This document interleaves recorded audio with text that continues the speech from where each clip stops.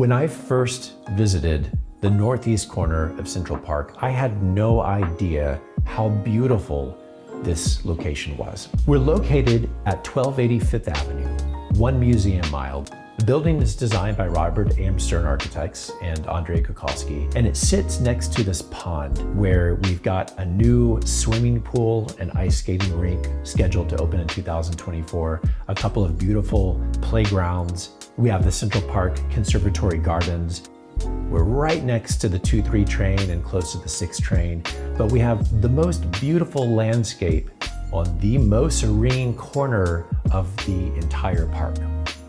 So this building, which sits at the corner of 5th Avenue and 110th Street, has every amenity that you could imagine. We've got a rooftop pool, there's a gym, there's a children's playroom, there's a game room, a lounge, a dining room, a card room. We have storage in the building. We have a full-time staff with a live-in super and just gorgeous views directly over Central Park. This particular apartment is by and far the best 2-bedroom layout that exists in the building. We have all rooms directly facing Central Park, over 1,400 square feet of space.